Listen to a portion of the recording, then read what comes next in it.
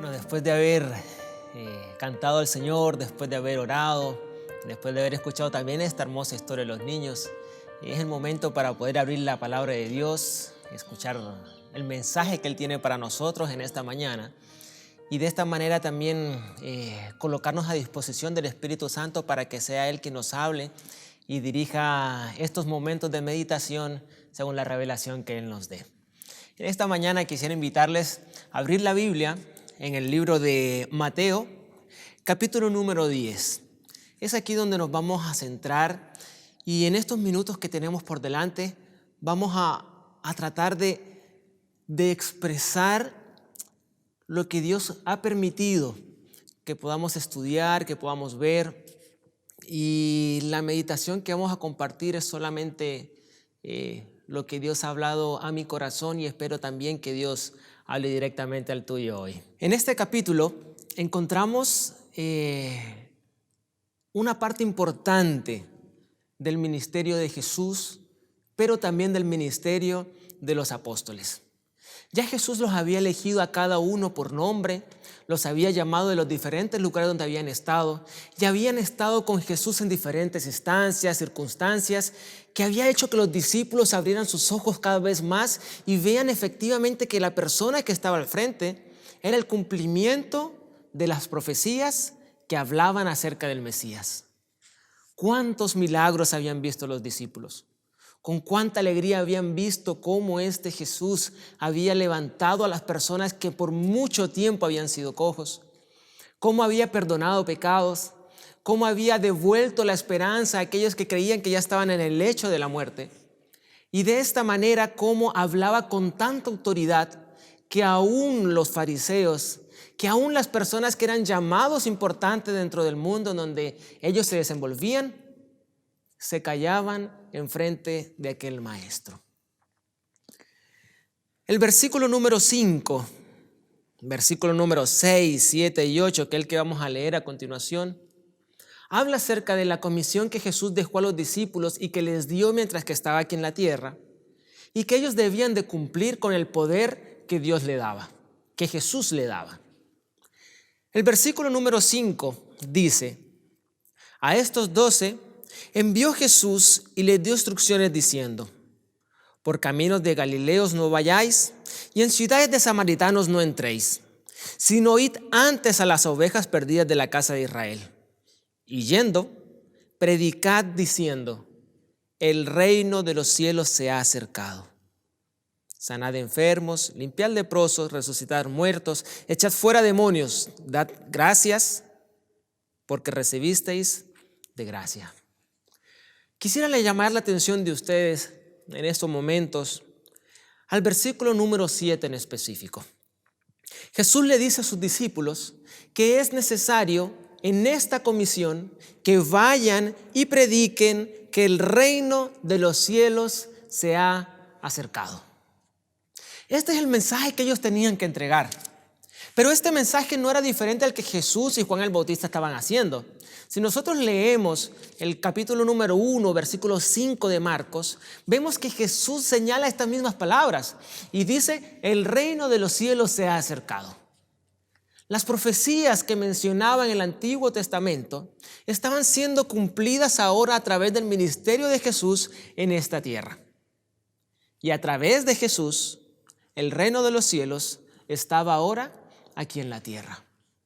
¿Qué mensaje más potente tenían que dar esos discípulos? Pregunto yo, ¿cuál es el mensaje entonces que nosotros tenemos que predicar hoy? La Biblia señala que en aquella ocasión los discípulos salieron a predicar, salieron a hablar acerca de este reino de los cielos. Pero la pregunta es, ¿cuál reino de los cielos era el que tenían en mente los discípulos? ¿Y cuál es el reino de los cielos que Jesús estaba tratando de explicar y tratando de mostrar? La verdad es que el libro de Mateo habla mucho acerca del reino de los cielos.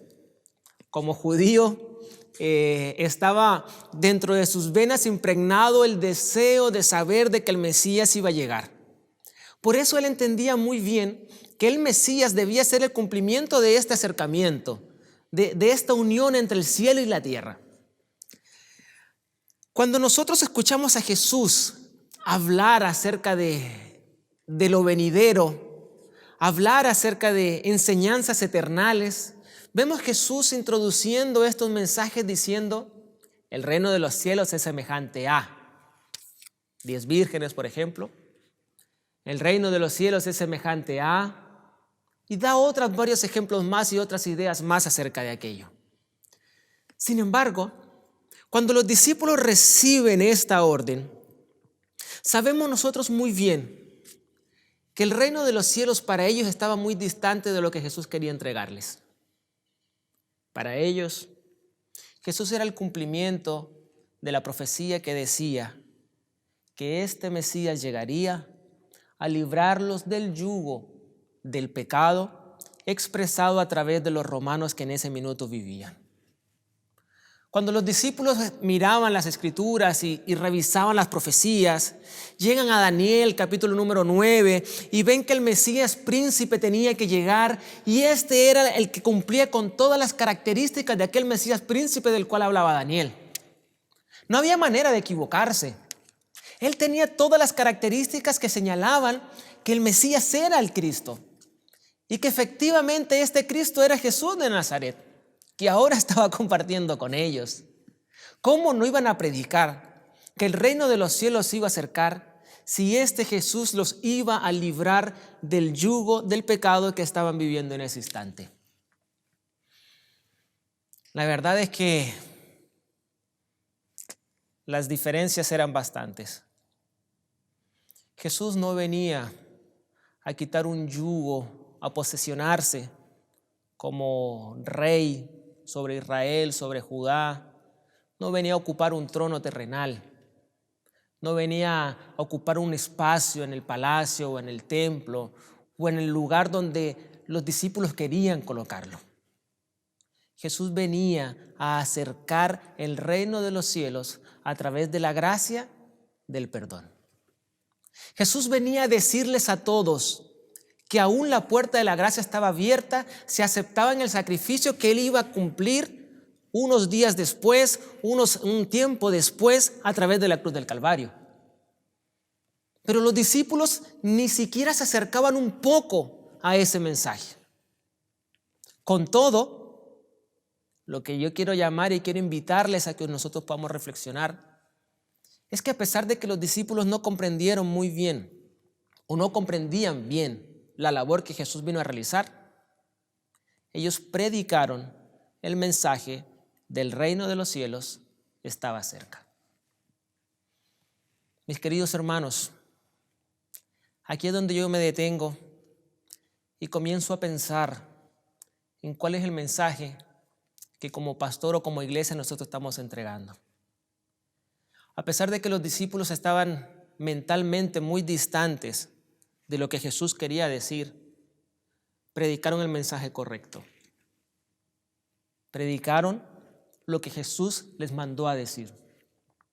A pesar de que sus mentes estaban muy lejos del cumplimiento de las profecías que señalaban la gracia de Dios, de todos modos hicieron la voluntad del Padre.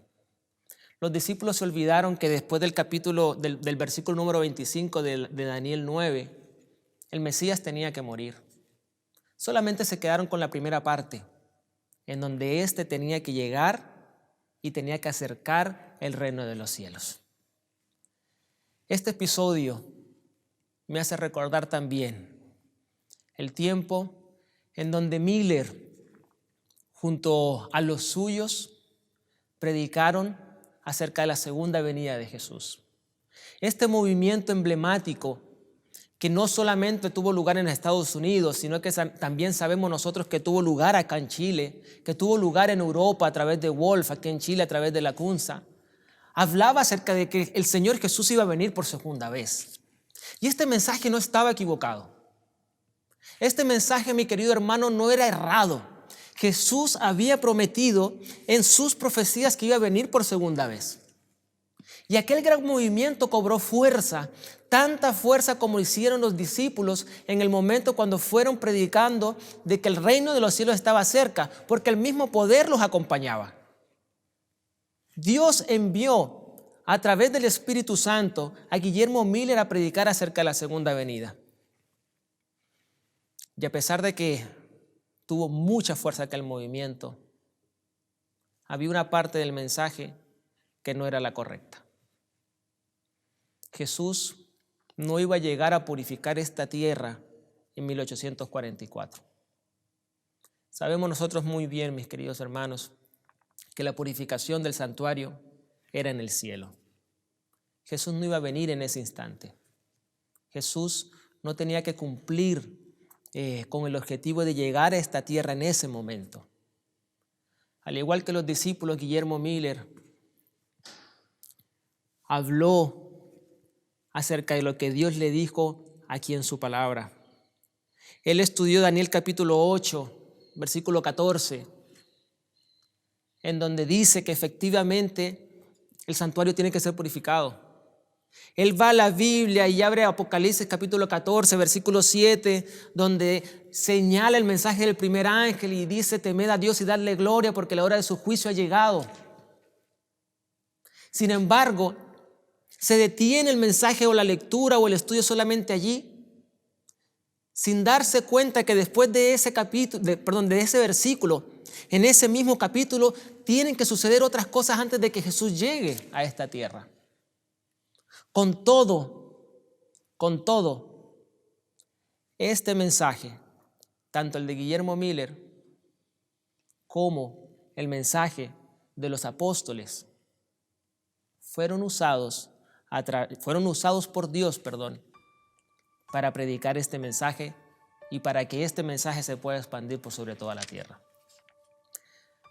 Nosotros hoy estamos viviendo un momento singular. Cuando estudiamos las profecías, mis queridos hermanos,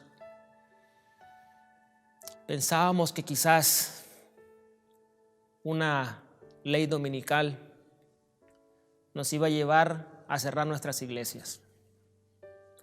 Pensamos que quizás un movimiento de fuerza, de poder humano, liderado por Satanás obviamente, nos iba a llevar a disgregarnos, nos iba a llevar a encerrarnos a nuestras casas, nos iba a llevar a aislarnos en la situación como la cual estamos ahora. Sin embargo, un organismo ínfimo, muy pequeño, nos ha traído a esta situación. Nos ha traído a escuchar este mensaje a través de este medio y de esta manera. ¿Saben? Como Iglesia Adventista del Séptimo Día, yo creo todavía que tenemos que entregar un mensaje. Y ese mensaje tiene que ser entregado solamente bajo el poder y la dirección del Espíritu Santo. Si en algún momento nos equivocamos o erramos el blanco o lo que tenemos que hacer, o en el tiempo de paz no hicimos con las intenciones correctas con las que teníamos que hacer, o no comprendimos las Escrituras como Jesús quería que nosotros las comprendiéramos, aún está abierta la gracia para que sigamos predicando, pero ahora lo que efectivamente Dios quiere que nosotros digamos. Estamos en momentos de recibir el Espíritu Santo. Estamos en el tiempo en donde necesitamos de este derramamiento para que cuando cese toda esta cuarentena y todo este aislamiento, salgamos a predicar con poder de que Jesús viene por segunda vez. Mis queridos hermanos, no dejes que el no congregarte enfríe tu corazón. No dejes que esta situación que estamos viviendo te distraiga de lo más importante, que es siempre mirar al cielo. El hecho de no estar en este templo no significa que no estemos buscando, no sintamos la necesidad del Padre Celestial. Es ahora cuando podemos pedir de manera sincera y con mayor tiempo el derramamiento del Espíritu Santo en nuestra vida. Él solamente nos va a capacitar para terminar de predicar el Evangelio en todo el mundo. Te invito a que puedas inclinar tu rostro y podamos orar al Padre Celestial. Amantísimo Dios, gracias por tu palabra. Gracias por recordarnos, Señor, que a pesar de que en algún momento estábamos muy lejos de tu palabra, tú, Señor Jesús, tienes misericordia y nos guías siempre a la verdad. Danos de tu Espíritu Santo, Señor, para que en este momento podamos recibirlo y podamos prepararnos, Padre Dios, para que cuando las puertas de nuestra casa puedan ser abiertas, podamos salir a predicar el mensaje de tu segunda venida. En el nombre de Jesús, amén.